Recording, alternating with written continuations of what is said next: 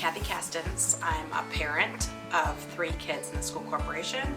I'm a substitute teacher, and I have been a volunteer with Backpack Coordinator for 10 years. My name is Brad Cohen, and I am a longtime member of the foundation, founding member, and currently the vice president of the West Lafayette Schools Education Foundation. Sally Miller at Happy Hollow recruited some parent volunteers and felt that there was this obvious need in our community with, in our small community, in our schools with kids who are food insecure. But when I found out that there was an opportunity for me to be able to volunteer, and I was able to take my, at the time, 3-year-old son and do something that I felt was really important, we jumped in and helped, and then it segued to me, helping take over.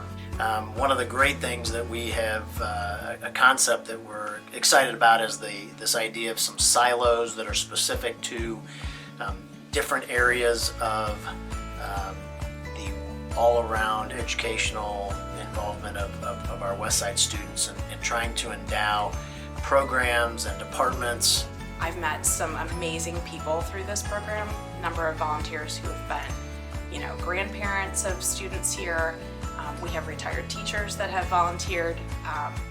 Vera Weiser was an instrumental part of this program. It wouldn't really even exist if it wasn't for her. Dr. Hyde's amazing people. After COVID, it's taken away a number of our volunteers and how we do things, but as with anything, we've shifted and punted and made do. We got started with a great gift from a 1957 grad, John Taylor, who gave a large gift to help with athletics. It's currently in use and doing some great things already in its very early stages. And we're looking to grow the concept of these silos.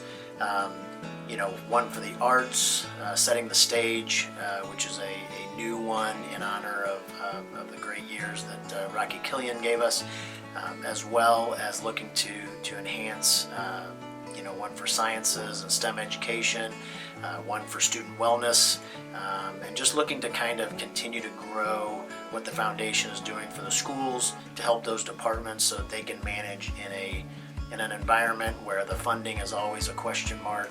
And so we're really excited about what the future is for the foundation, looking forward to more gifts from donors to continue to improve and enhance the education of our West Lafayette students.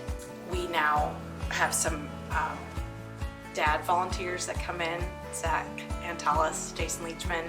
Shout out to you guys. My husband Rob, who's single-handedly taken over my part of it while I've been busy.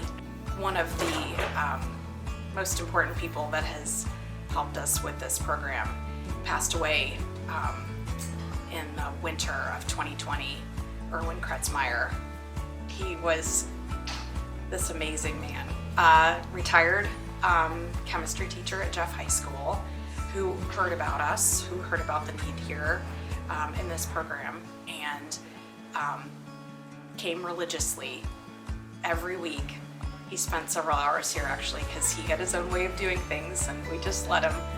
And along with his best friend Jim Westman, they would come in and help us get organized, and then the rest of us would just show up and do whatever Erwin said, and we'd pack these bags full of food for these families. It was amazing. Erwin, miss him dearly. So this silos concept that we have for the overall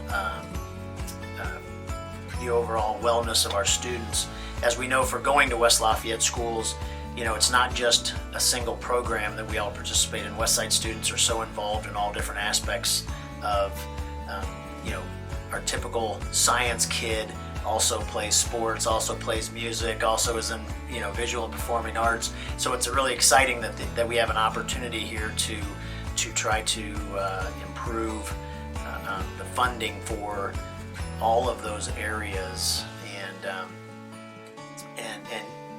even the idea of endowing the backpack program or something along those lines, where we have again taking care of our students. We know that they can't learn if they're hungry, and so that's a great opportunity, a great program that we need to continue to enhance and secure for the future. during the pandemic, actually, it was really interesting. We had some families that reached out.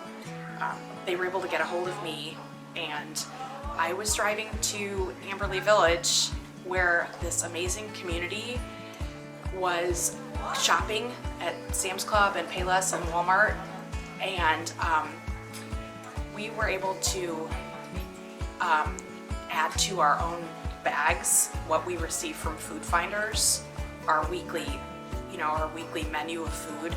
And this community of volunteers, all on their own at Amberley Village, heard about us and felt like there might be a need to sort of add to the bags, if you will, thinking about how many people they had heard about that were out of work, etc.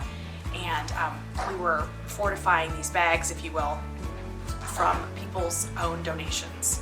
It was amazing. My trunk was full for every week for all of April and May. It was something to see. Just these families, they'd leave it out on the front porch so that we didn't have to see each other or talk through a door or whatever felt safe at the time, And my kids, we were the backpack program for the months of I guess we finished March and April and May.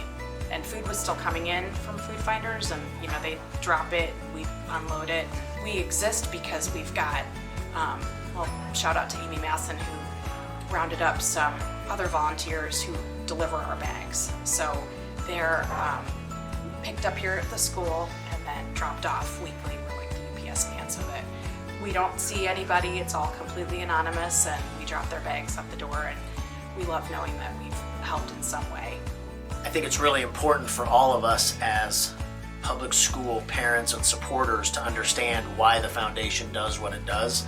I think it's important that we start to learn that we have to kind of act like a university or private school and have opportunities to endow or to raise funds to be able to secure our school in that same manner.